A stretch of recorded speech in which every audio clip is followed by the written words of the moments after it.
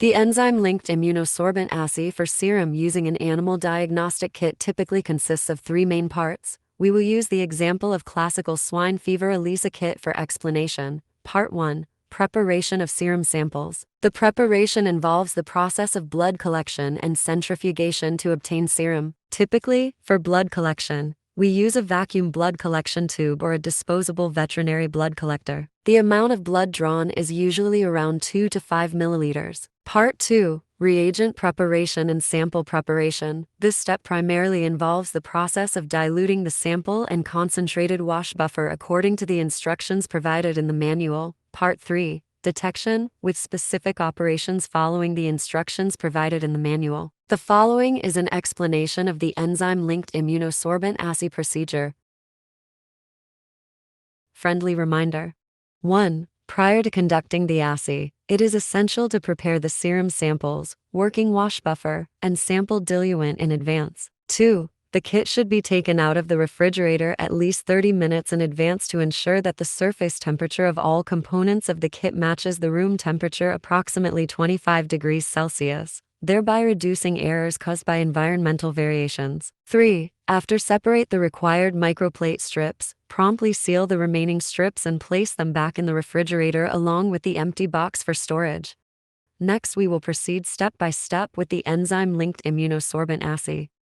Step 1. Allow it to reach room temperature. Adjust the room temperature to around 25 degrees Celsius. Wait for it to stabilize, and remove the test kit and the test samples from the refrigerator. In the lab, wait for at least 30 minutes on the bench until the reagents and test samples in the kit reach room temperature before proceeding to the next step of the experiment. After the kit has reached room temperature, remove the individual components of the kit with their labels facing towards you for easy access. Open the required number of enzyme-labeled wells, and seal the remaining wells in the sealed bag. Place this bag inside the foil bag along with the desiccant. Then, put the foil bag back into the empty box, seal the box using a waterproof bag, and return them to the refrigerator immediately at 2 to 8 degrees Celsius. Step 2. Plate setup. This is the process of numbering the wells in advance, including negative control wells, positive control wells, samples, and other components placed in the microtiter plate. Following the instructions in the manual, commence the plate layout by assigning the positions for the negative control, positive control, and the samples on the plate. Typically, the negative and positive control wells are arranged first, followed by the placement of sample wells. 2 parallel controls, one positive and one negative, are set up, each in 2 separate wells. One well is sufficient for the sample. Arrange them in sequential order and maintain thorough documentation. The purpose of setting up duplicate wells for negative and positive controls is to promptly detect and rectify any operational errors. Parallel wells should be set in adjacent positions, either in rows or columns.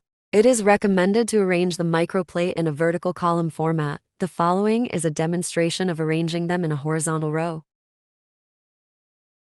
Step 3. Addition reaction. As per the instructions, the reaction involves adding the corresponding reagents into pre-numbered wells in the specified order.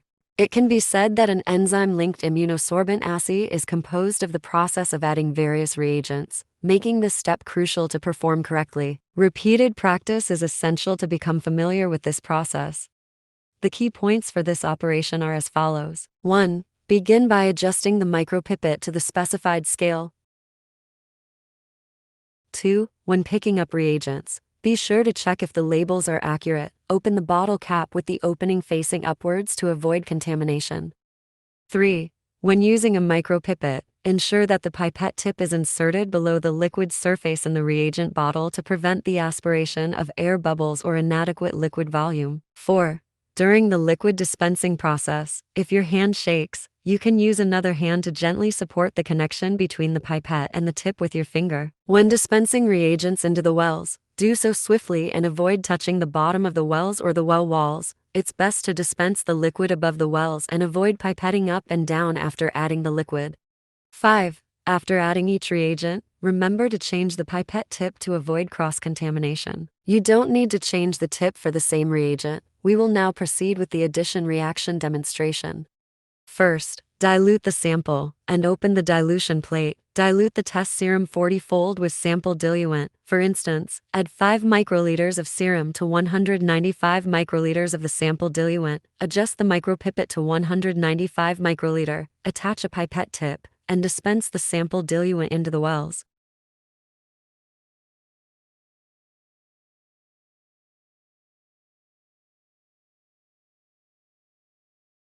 Then switch to a smaller volume range micropipette.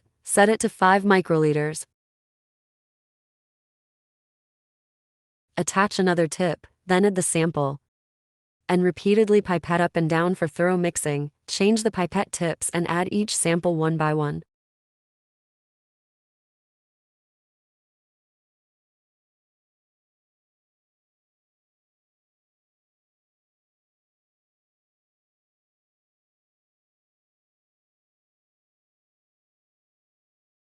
Remove the microtiter plate and add the negative and positive controls as well as the diluted samples into the designated wells. Adjust the pipette to the specified volume mark.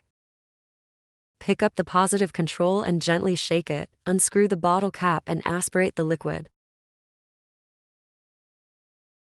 Locate the corresponding wells on the microtiter plate and dispense the liquid. If using the same reagent, there is no need to change the pipette tip. After adding the positive control, change the pipette tip, and then add the negative control. Following that, proceed to add the diluted samples.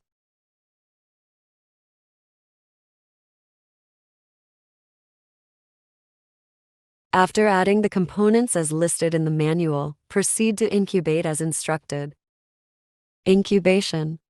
Incubation is the process in which the components added earlier interact with the antigens or antibodies coded on the wells of the microtiter plate. This process requires a specific temperature and should be conducted under conditions protected from light. You can choose from incubation equipment such as a constant temperature incubator or a water bath. As long as the temperature requirements are met, you can choose either one. Ensure the incubation equipment is preset to the correct temperature as per the instructions, and cover any observation window with opaque material to prevent light exposure. Operational demonstration. After adding the negative and positive controls, as well as the samples, cut the adhesive membrane according to the desired number of wells, peel off the adhesive side and place it firmly onto the wells with the added liquids.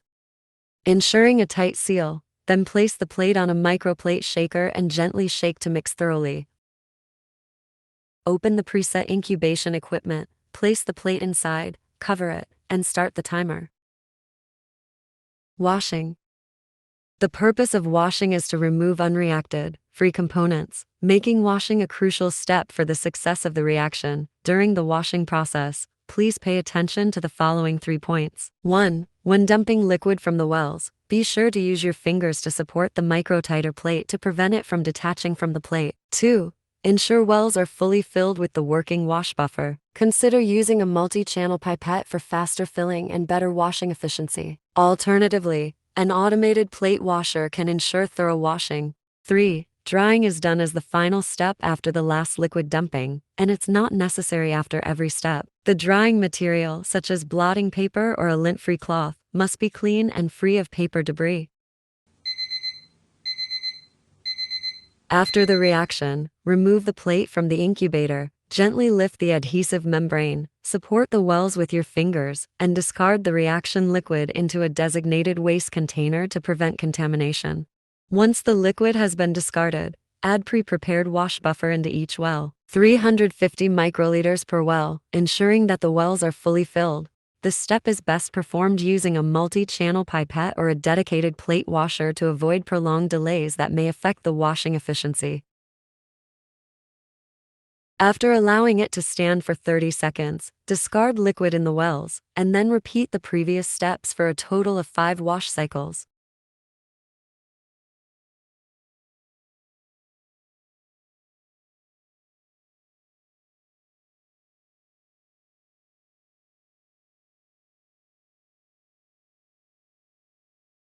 After the final washing, pat dry with absorbent paper or a lint-free cloth.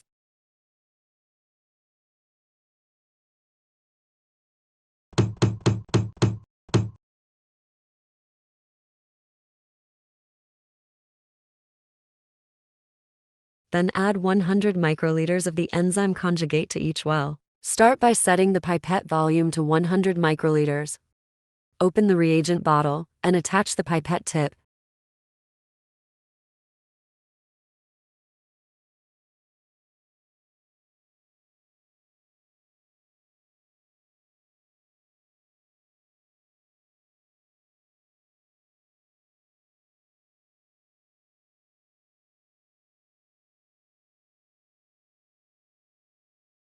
Afterward, cover the plate with the adhesive membrane.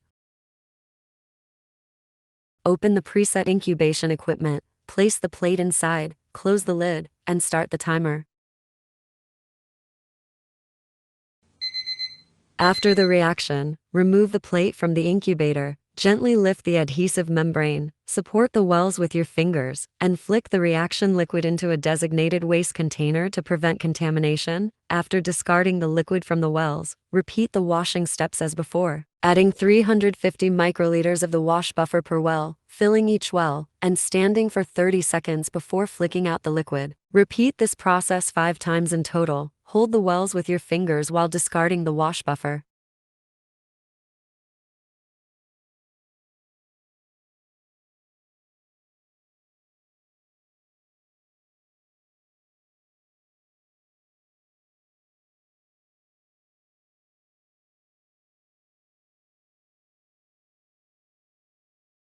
After the final wash, pat dry with absorbent paper or a lint-free cloth.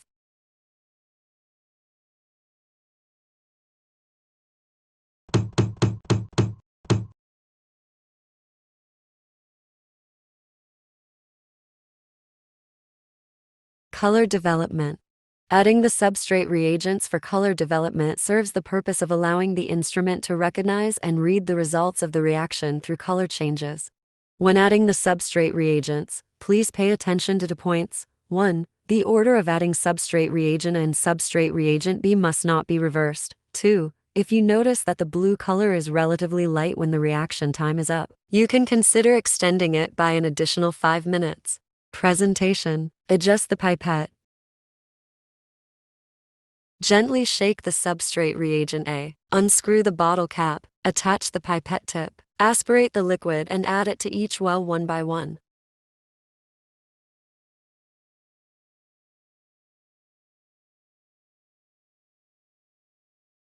Change the pipette tip. Add substrate reagent B in the same manner as substrate reagent A, step by step.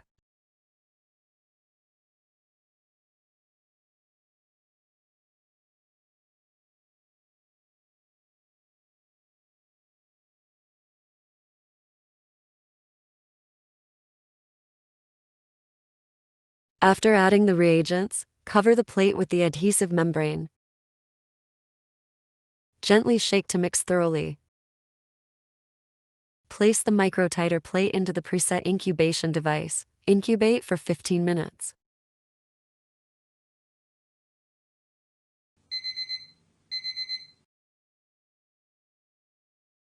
Add the stop solution. Here, please pay special attention to 2 points. 1. The stop solution is slightly acidic, so avoid skin contact. 2. After adding the stop solution, readings must be completed within 10 minutes to avoid affecting the experimental data. Adjust the pipette to a volume of 50 microliters and pick up the stop solution. Gently shake to mix thoroughly, unscrew the bottle cap, and attach the pipette tip. Aspirate the liquid and add it to each well one by one.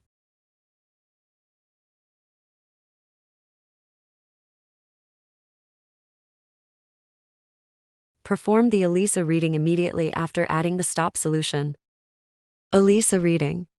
The ELISA reading is the process of presenting the entire test results through data interpretation. When taking readings, 3 points should be noted.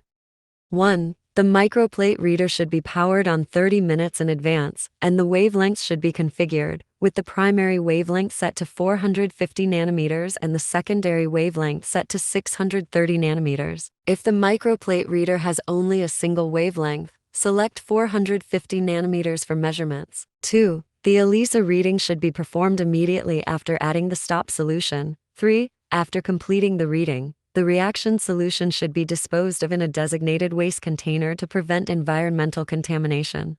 Opening the microplate reader, inserting the microtiter plate in the correct orientation into the plate chamber, and then initiating the reading process. After completing the ELISA reading, the data can be exported and used for result analysis. For more information on data analysis, please watch our data analysis video. This episode of the video concludes here. Thank you for watching.